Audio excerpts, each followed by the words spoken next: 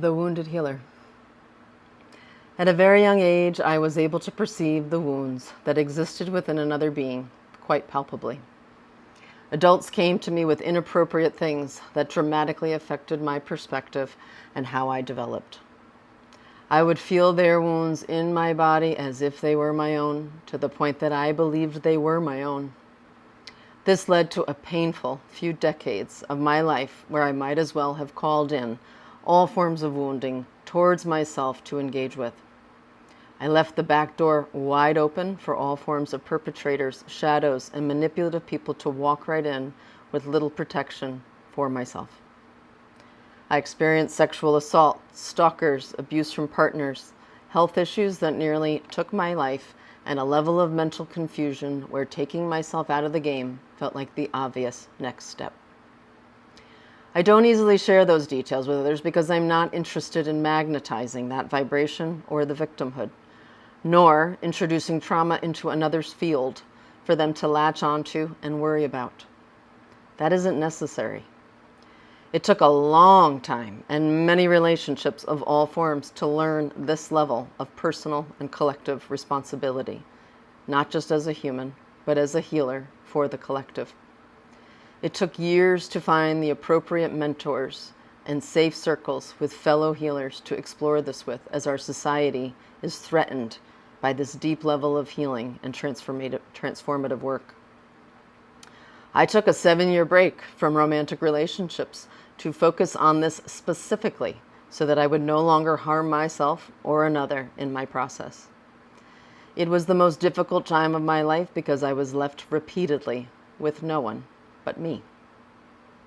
I don't pretend that my body doesn't continue to hold a whole hell of a lot of memories from this lifetime, ancestrally, and in the multidimensional space we all exist within. For 20 plus years, I have worked within the fields of trauma, ancestral trauma, and addiction specifically. I have heard every story in the book you could possibly imagine in this realm.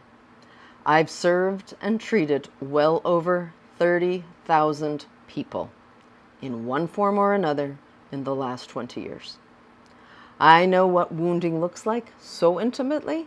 It is very clear to me when one is committed to their healing versus committed to the wound for armor from one moment to the next. It's a choice we get to keep choosing over and over again. My healing process centers around returning to wholeness, not separating myself from any parts of myself, particularly the wounded parts, or breaking myself into parts and projecting that onto others.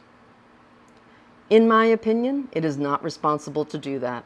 It's a clear sign I'm not taking full responsibility for the living experience my soul chose for me to expand within. The catch is, I live in the 3D world with people, particularly men, who have been trained to compartmentalize parts of themselves for protection and to maintain a level of power around their own wounding. It isn't their fault. It's been purposefully orchestrated in our society to keep us dividing from each other and from within ourselves. Peace can only come from a whole place, not fragments.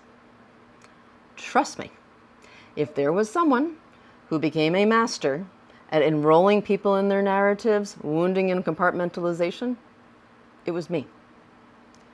But it never led to freedom, just an endless abyss of pain and entrapment within my own personal hell, keeping me from my sovereign self and my sovereign work.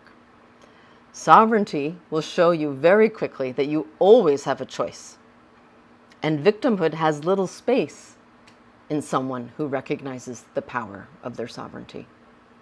But I do believe our woundedness is the access point to begin the journey to sovereignty. It is only when we are fully exhausted of being in the passenger seat of our victimhood's car that we can fully surrender to sovereignty, that we can lay down the swords and really value the friction that shows up as valuable teachings for our return to wholeness and sovereignty within. It is by far the most difficult work I have traversed within myself, particularly in the last 5 years.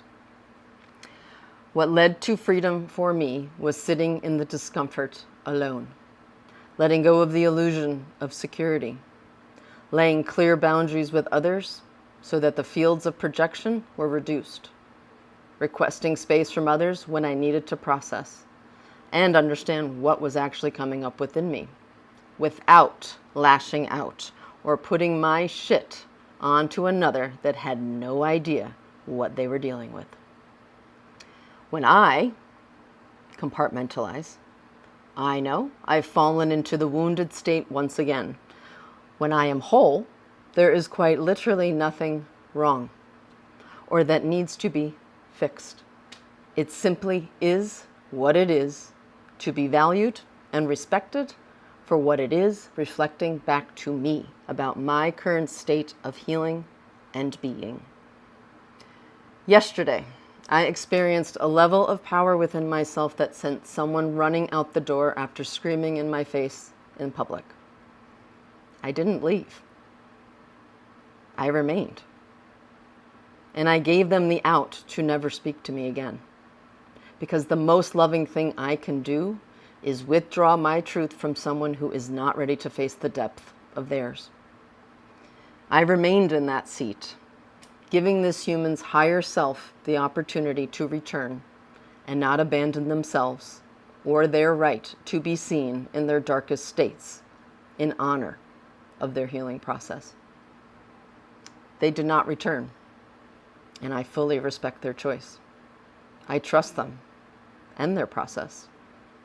They valued my guidance when intimacy wasn't as at stake, but that same guidance will threaten the wound and poke holes in the armored architecture that was created for themselves to remain safe from further harm. I understand it so beautifully, I can let it flow through me like a wave. I love this particular human. I love their commitment to stay on their path, and frankly, I love their darkness.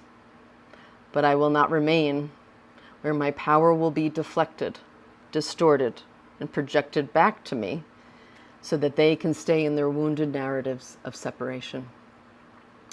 That is the time to exit the field, and I trust I provided what was needed for this next person's chapter of healing with love. When someone's belief is that love is conditional, we must leave them with the conditions and architecture that they have set up for themselves to be able to love themselves. Only they can know if they are free or in prison with themselves. When someone's belief is that I cannot handle or hold space for what they have within them, after 25 years, 30,000 patients of listening to every wound under the sun times 100, I know their wound wants to drive the car, be righteous about its existence, and it is now time to let them do just that until the exhaustion point has been reached. As a projector in human design, I'm used to this experience in my personal relationships. It's why I consistently need to focus on what my role is and isn't in a fellow human's life. I only enter into relationship when I am invited in, because I know my power to trigger one's wounds and reveal authentic truth it's extremely high. And not everyone wants what I have and the way that it gets delivered. It was their choice to invite me in. I trust they will return to the reason why when they are ready. When you sit in front of someone who has become very comfortable with their traumas and wounds, you better be ready to face your own, because the mirror back to you will only show you everywhere you've not accepted this within yourself. I'm not perfect, never will be, will never pretend to be, but I know who I am. I know what I'm capable of. And I trust friction's place in creating a quantum healing crisis for another. I can't experience how far I've come in my own healing journey without these moments reflecting back where I now am with myself. So in great gratitude, I thank every single one of you that has played a role in my life in this way.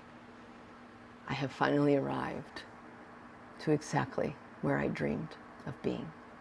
Thank you.